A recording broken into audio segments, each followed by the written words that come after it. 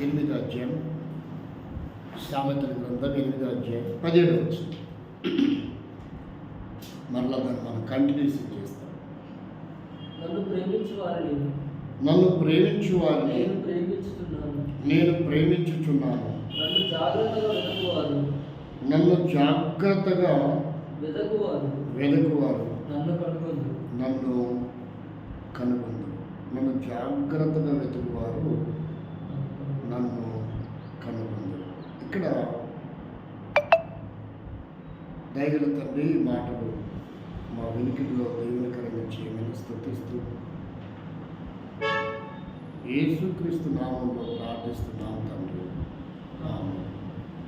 ఇక్కడ మనం గమనిస్తే ఆయనను ప్రేమించడము అంటే ఏంటిది అని మనం కన్క్లూషన్కి వచ్చినప్పుడు యోహాను సువార్త 14వ అధ్యాయం 21వ వచనం చదువు. ఆయన్ని మనం ఎలా ప్రేమిస్తాం? ఎలా ఆయన ప్రేమించడం అంటే నిర్వచనం ఏంటి? అర్థం ఏమిటి? అది ఎలా సాధ్యం? దేవుని ఒక మనిషి ఎలా ప్రేమించగలడు? ఈ మాట చదివితే మనుషులు ప్రేమించుకుంటారు, కుక్కలు ప్రేమించుకుంటాయి, పక్షులు ప్రేమించుకుంటాయి అనుకుంటారు చాలామంది. తెలీదు. ఈ సబ్జెక్టు అర్థం కాదు భూమి మీద చదువర్లకి. బైబిల్ అనేది ఒక ఆత్మ సంబంధమైనది, అది భౌతిక సంబంధమైనటువంటిది కాదు అనే గ్రహింపు లేదు. అసలు ఆయన ప్రేమించడం అంటే ఏంటిది? ఇక రాశాడు ఏంటంటే 21వ వచనం 14వ అధ్యాయం. నా ఆజ్ఞలను అంగీకరించి వాటిని గైకొనువాడు నన్ను ప్రేమించువాడు. అర్థమైందా? ప్రేమించండి అని చెప్పింది ఆయనే. ఆయన ప్రేమించడం అంటే ఎలాగో కూడా ఆయనే చెప్తున్నాడు. మరి ఆయన చెప్పింది చేయాలి కదా. మన సొంతంగా చేస్తే ఆయన ప్రేమించినట్లు ఎట్లా ఉంటుంది? ఆయన చెప్పింది చేస్తే అప్పుడు మనం ఆయన్ని ప్రేమించినట్టు. అది కూడా ఆయన ప్రశ్న పత్రాన్ని కూడా లీక్ చేశాడు.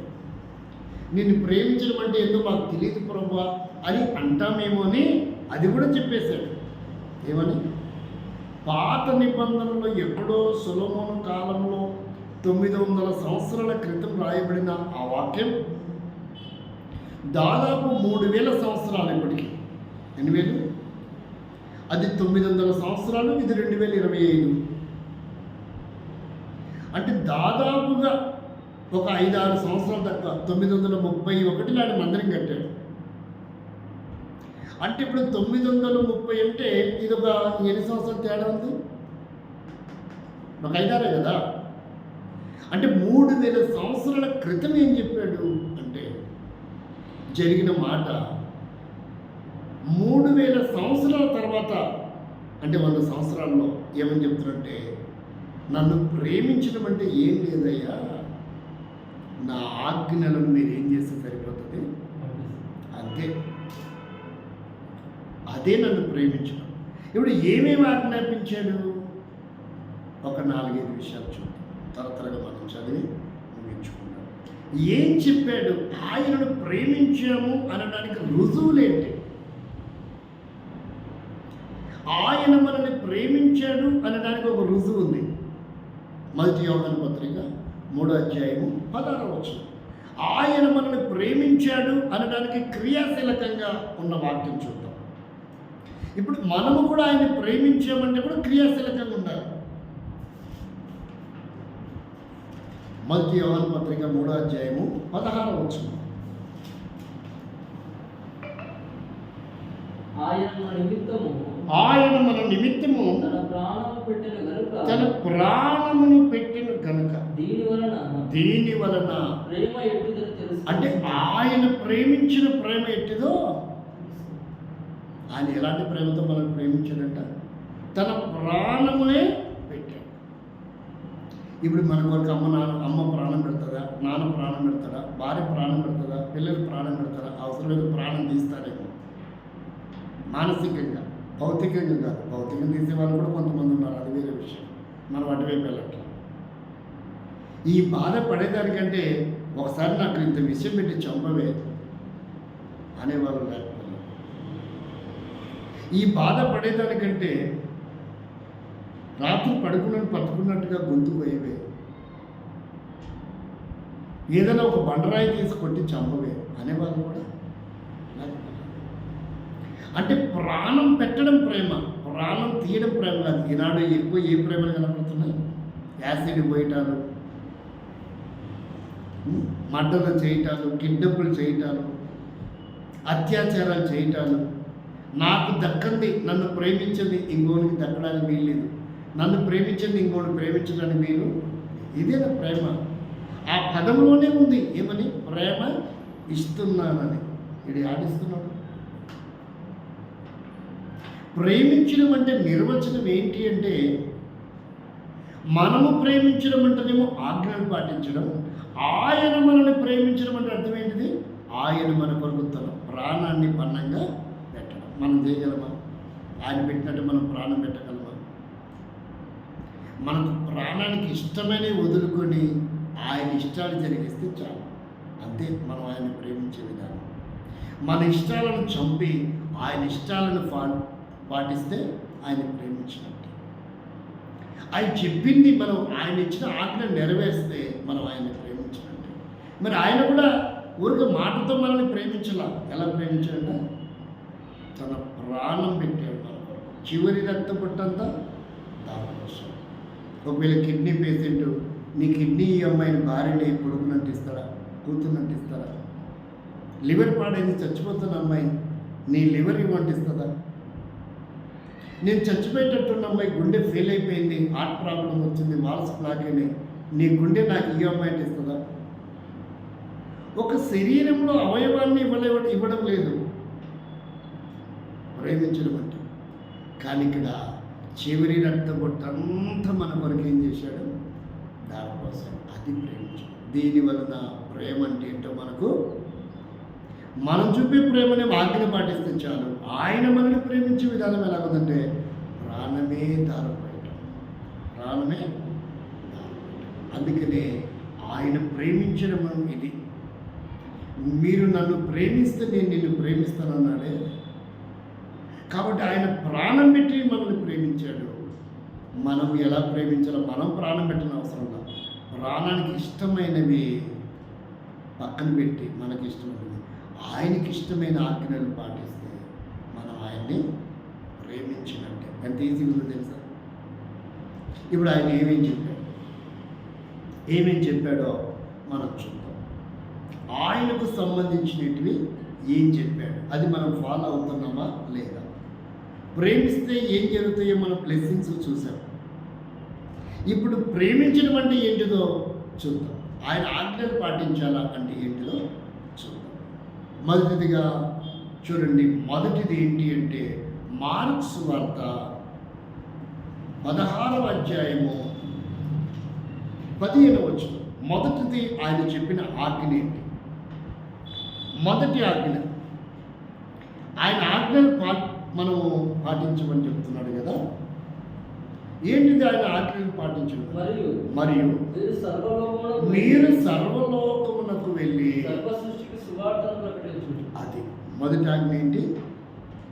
ఇది వ్యక్తిగతంగా, సంఘముగా, ఇది కుటుంబంగా కూడా తీసుకోవాలి. ఎలా తీసుకోవాలా? వ్యక్తిగతంగా తీసుకోవాలా, కుటుంబంగా తీసుకోవాలా, సంఘముగా తీసుకోవాలి. అంటే మొట్టమొదటి ఆజ్ఞ ఏంటి అంటే ఏంటంటే మీరు వెళ్ళి ప్రకటించండి. ఇప్పుడు ప్రకటిస్తుంటే దేవుని స్తోత్రం మనమే టిక్కేసుకోవచ్చు. నేను ఆయన్ని ప్రేమిస్తున్నాను కాబట్టి ఆయన నాకు నిధులు ఇచ్చి ఆస్తికర్తగా చేస్తాను. ఒకవేళ మనం అది చేయలేదనుకోండి, మనం దానికి అక్కడ ఇంటి గుర్తు పెట్టుకోవాలి. ఇంటి గుర్తు పెట్టుకోవాలంటే ఏమవుతుంది? ఆస్తికర్తలకు ఉండే స్థాయి పోతుంది, నిధులు కూడా పోగొట్టుకుంటుంది. ఆజ్ఞ ఫాలో అవుతుంది కదా. కాబట్టి మనము ఎలాంటి పరిస్థితుల్లోనైనా ఆయన ఆజ్ఞాపించాడు కనుక ఏమైనా నేను ఆస్తికర్తనయ్యి నా నిధులు నింపబడాలంటే నేను ప్రకటించవలసిందే. ఇది దేవుడు నాకు ఇచ్చిన ఆజ్ఞ, ఇది మా దేవుడు మా కుటుంబానికి ఇచ్చిన ఆజ్ఞ. ఇది దేవుడు మా సంఘానికి ఇచ్చిన ఆజ్ఞ. లేదంటే ఏమవుతుంది? సామెతలు 8:21 మిస్ అయిపోతాం. కాబట్టి ఇది ఫాలో అవ్వాలి. రెండవది ఏంటిది? దేవుడు మనకి ఇచ్చిన ఆజ్ఞ ఏంటిది? రెండవది మత్తయి సువార్త 28:19. రెండవది ఏం ఆజ్ఞాపించాడు? రెండవ ఆజ్ఞ ఏంటిది?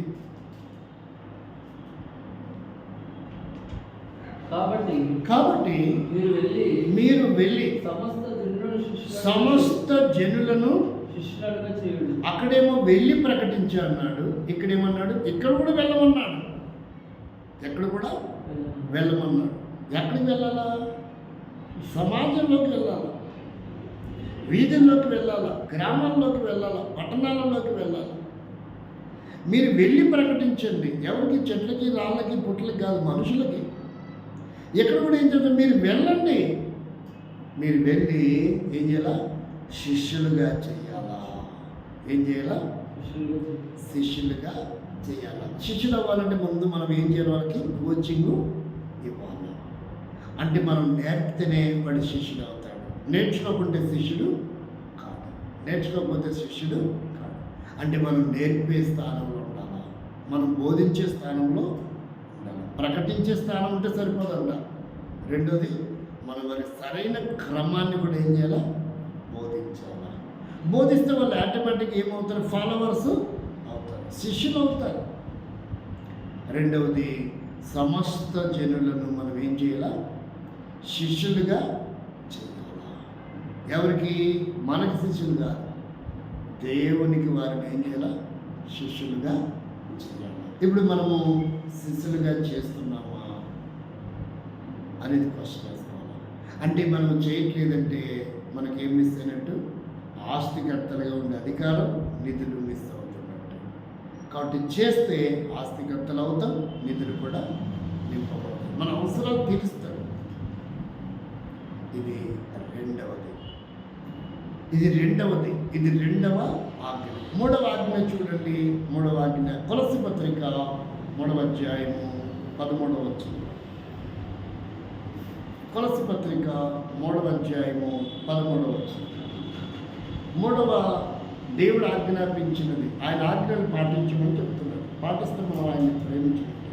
మూడవది ఏంటిది అంటే ఎవడైనను హాని చేసనని ఒకడు అనుకుని ఎడల ఒకడిని ఒకడు సహించుచు. అంటే మూడవది ఏంటంటే ఇది దేవుని ఆజ్ఞ. సహించుచు క్షమించాలి. సహించకపోతే మనం క్షమించలేము. సహనం అవసరం. ఏమన్నా మనకు?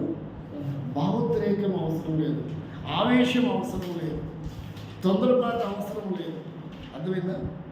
అందుకని ఇందాక చదువుకున్నాం. ఎవరెవరి విషయంలో? బానిసగా ఉన్న యోసేపు విషయంలో, బానిసగా ఉన్న దానియేలు విషయంలో, లాకీసు దగ్గరికి పట్టబడినటువంటి దావీదు విషయంలో, సమాజం అధికారుల చేత పట్టబడినటువంటి అపోస్తల విషయంలో వారు ఏం చేశారంటే సహించారు, వారిని క్షమించారు. సహనం లేకుండా క్షమించే గుణం మనకు రాదు. అందుకని ఏమన్నాడు? దేవుడు ఆజ్ఞాపించాడు, మీరు ఒకరిని ఒకరు సహించితే ఏం చేయగలరు? క్షమించగలరు. సహనం లేకపోతే ఏం చేయగలరు? క్షమించలేరు. కాబట్టి ఇది మనం చేయగలుగుతున్నామా? ఆవేశపడి పనిష్మెంట్ ఇస్తున్నామా? ఒకవేళ ఆవేశపడి పనిష్మెంట్ ఇస్తూ ఉన్నట్లయితే మనము ఆస్తికర్తలకు కాలేము, మన మీద నింపబడం. అంటే మన దగ్గర ఏం మిస్ అయింది? దేవుడు చెప్పింది సహనము, క్షమించే గుణము మన దగ్గర లేదు కనుక మన నిధులు నింపబడం, మనము ఆస్తికి కర్తలం కాలేము. ఇది మూడవది. నాలుగవదిగా చూడండి, యోహాను సువార్త 8:34. నాలుగవది చూస్తే యోహాను సువార్త 8:34.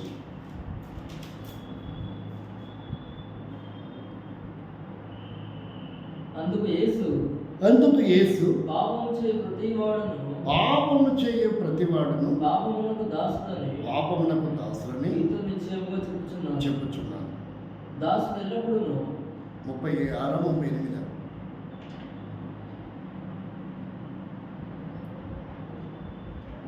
మీరును ఒకరినొకరు అని ఉంటుంది.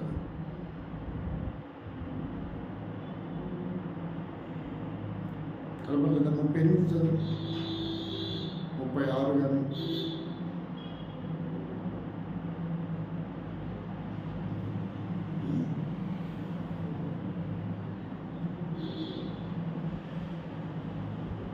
కాబట్టి యేసు తన నమ్మిన యూదులతో, మీరు నా వాక్యమందు నిలిచిన వారైతే నిజంగా నాకు శిష్యులై ఉండి సత్యమును గ్రహించదు. ప్రేమించడం ఉంటుంది అది. ఒకరిని ఒకరు అంటున్నాను నేను.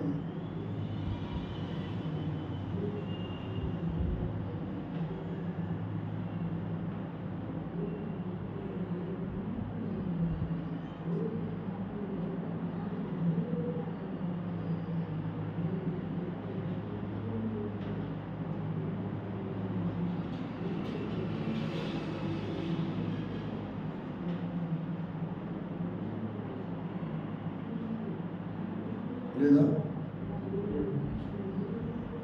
ఒకరిని ఒకరు అన్నట్టు.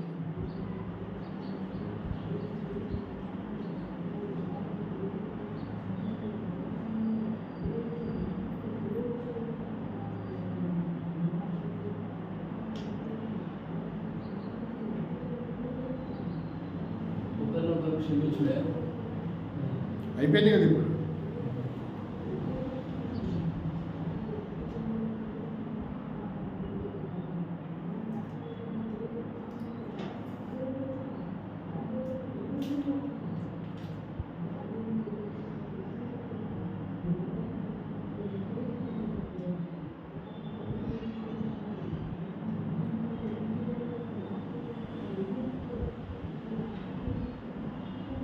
అర్థం కాలేదా?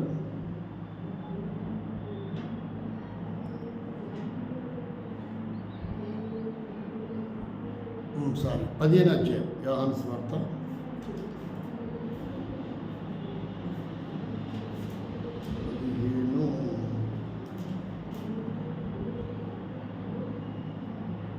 చదవండి, 13 చదవండి. తన స్నేహితుల కొరకు తన ప్రాణం పెట్టువాని కంటే ఎక్కువైన ప్రేమ గలవాడు ఎవడును లేడు. నేను మీకు ఆజ్ఞాపించి వాటిని చేసిన యెడల మీరు నా స్నేహితులై ఉందురు.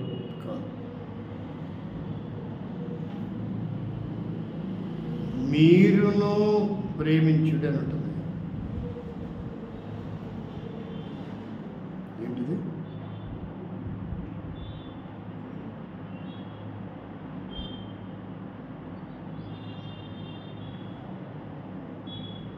ఇదే వచనంలో, ఇదే అధ్యాయంలో ఉందా? 17 చదువు. ఇదే అధ్యాయం, కరెక్ట్. మీరు ఒకరిని నొకడు ప్రేమింపవలెనని ఈ సంగతులను మీకు ఆజ్ఞాపించుచున్నాను. ఇది కూడా ఆజ్ఞనే. అంటే మనము ఒకరిని ఒకరు ఏం చేసుకోవాలా? ప్రేమించుకోవాలా. కానీ ఏముండకూడదు? ద్వేషము, పగ ఉండకూడదు. ఇది కూడా దేవుని ఆజ్ఞనే. ఏమని చెప్తున్నాడు? మీరు ఒకరిని ఒకరు ప్రేమించుకోనండి. నేను మిమ్మల్ని ఎలాగైతే ప్రేమించానో మీరు కూడా ఒకరిని ఒకరి పట్ల ఒకరు ఏమై ఉండండి? ప్రేమ కలిగి ఉండండి. అర్థమైందా? అంటే ఒకరి పట్ల ఒకరికి, కూర్చున్న వాళ్ళ పట్ల మనకి ప్రేమ లేదు, ప్రజలాంటి చెప్తే ఒప్పుకోం. ఆవేశం, కోపం, నీ ప్రజలాంటి ఎవరికి కావాలా? నీ మొహం చూడు, అద్దలో చూసుకో. నీ జీతం ఎంత, నా జీతం ఎంత, నీ స్థాయి ఎంత, నా స్థాయి ఎంత, నీ వయసు ఎంత, నా వయసు ఎంత, నా కాలు గోటికి సరిపోదురా నీ ఆస్తి ఎంత అనేవాళ్ళు లేరా? అంటే వీటి దగ్గర ఏమి లేదు, ప్రేమ లేదు.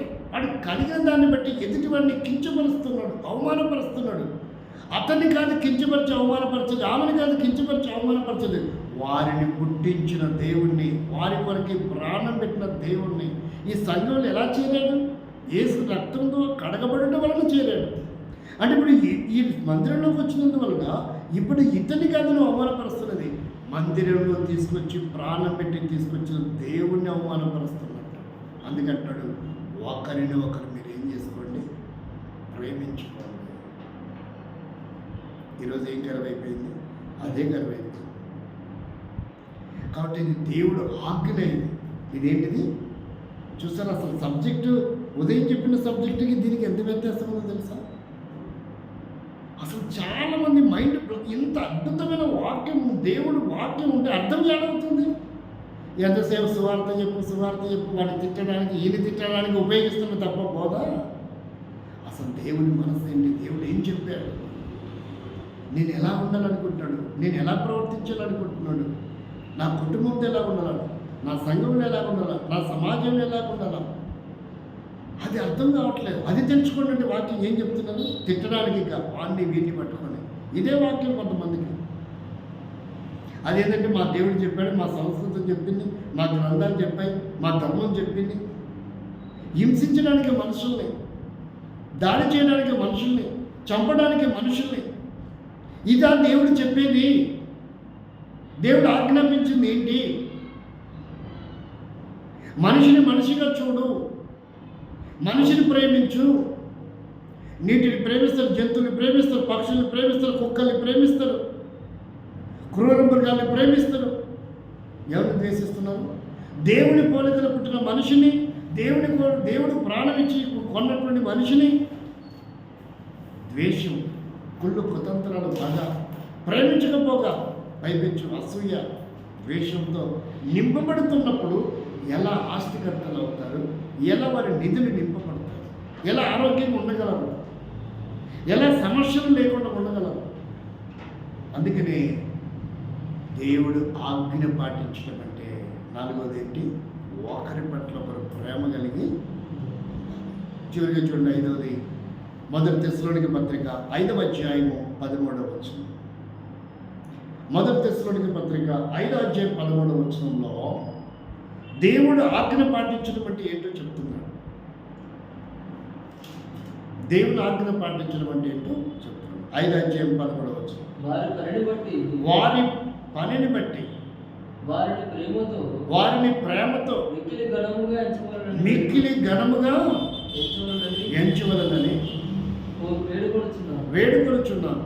మరియు ఒకరితో ఒకరు ఎలా ఉండాలో సమాధానంగా ఉంది. ఇది దేవుడు ఆజ్ఞాపిస్తున్న విషయం. ఒకరితో ఒకరు ఎలా ఉండాలో సమాధానం. కానీ ఈరోజు చాలా చోట్ల సమాధానం లేదు.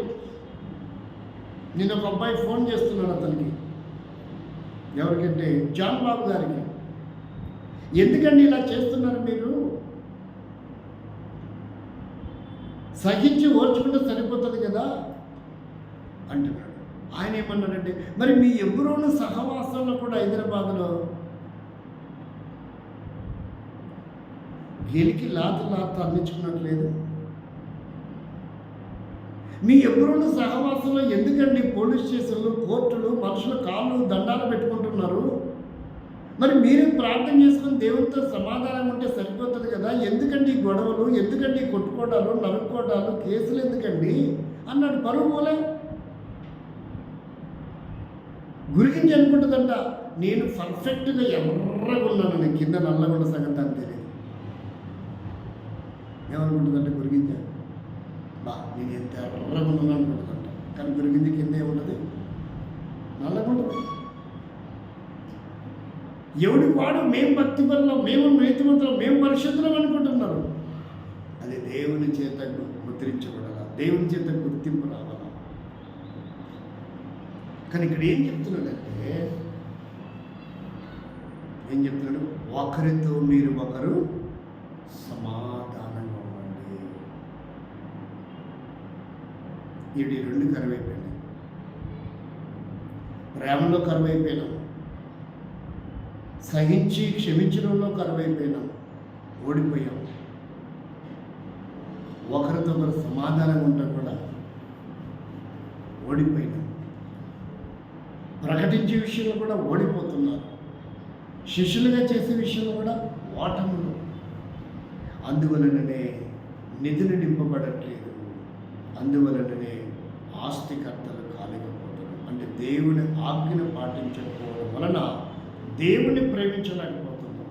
దేవుని ప్రేమించలేకపోతున్నందువలన నిధులు పోగొట్టుకుంటున్నాం. ఆస్తికర్తగా ఉండే మన జీవితం అప్పుల పాలైపోయే పరిస్థితి ఏర్పడుతూ వస్తుంది. సర్వ సమృద్ధిలో ఉండవలసిన మనం